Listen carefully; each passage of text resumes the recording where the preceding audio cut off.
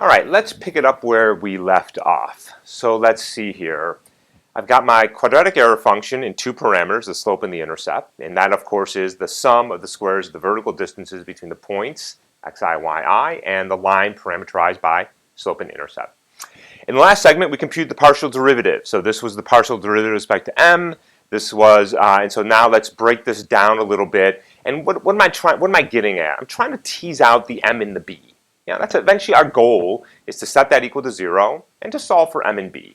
So I'm going to set this equal to 0, and now let me start breaking it apart a little bit. So remember that this summation is for the whole thing, but since that's a sum and that's a sum, I can bring the summations in. The sum of a bunch of things can be sort of broken up into as many pieces as I want. So I can say this equation is the sum of 2m xi squared. Always keep track of the I, by the way. That m is not indexed, but that x is.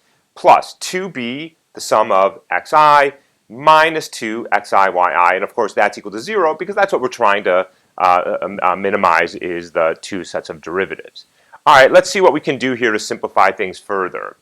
Well, that m can be pulled out of the summation. By the way, I couldn't pull the m out of this summation because that summation is going over all these terms. The only thing I can pull out of this summation right here is something that's in common to all of them. And the only thing here is the 2 I could have pulled out. But now that I've broken up the summation, now I can start factoring, and that's why I break up the summation like that. So this m does not get indexed on the I, so it can be pulled out, and neither does the 2. And nothing else can be pulled out. Because if it's being indexed on the I, well then you got to leave it in. By the way, I've shortened the notation here from I equals 1 to n just to I, just to save a little bit of space in notation. So I've got a 2m term here, comes out, and I've got the sum over I of xi squared. Okay, I've got the 2b for the same reason that can come out over the sum of all xi. And don't watch your minus signs, minus, and then of course the 2 can just come out here, and it's the sum over xi yi. This seems like a little bit of an improvement because I've started to get my b's and m's sort of isolated out, and that's of course what I want in order to be able to solve for them. All right, let's see, what else can I do here? I've got a 2 multiplying this term, I've got a 2 multiplying this term, and a 2 multiplying this term.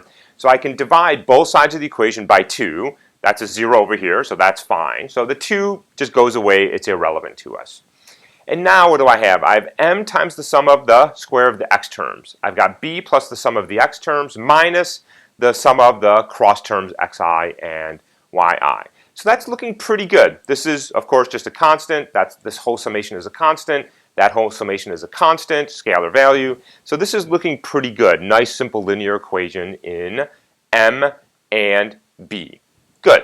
All right, now let's look at the other derivative.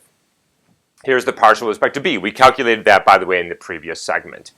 All right, let's play the same game. Let's isolate out m and b from this. Let's break out the summation. So I've got the sum over 2m xi. I've got the sum over 2b.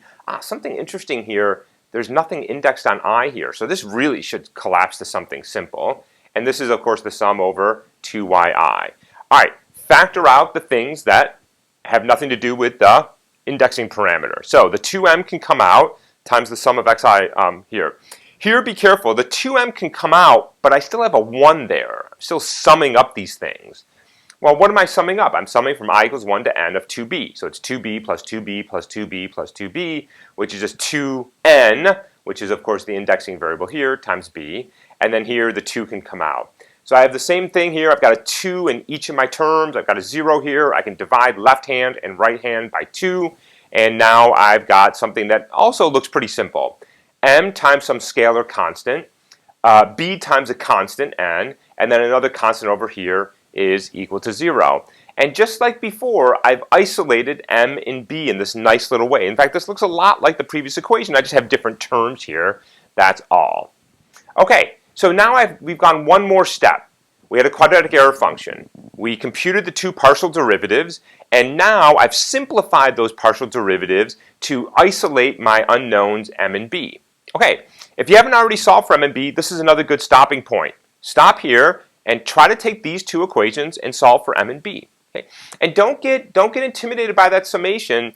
This is just some scalar value, just some number. Sum up all the xi terms, call it alpha for all I care. Call that beta, call that gamma, call that whatever you want. And now it's starting to look like you've just got two equations and two unknowns, m and b, and we should be able to solve that. So go ahead and try to do that, and then come back and we'll do it for you. All right, we'll see you in a little bit.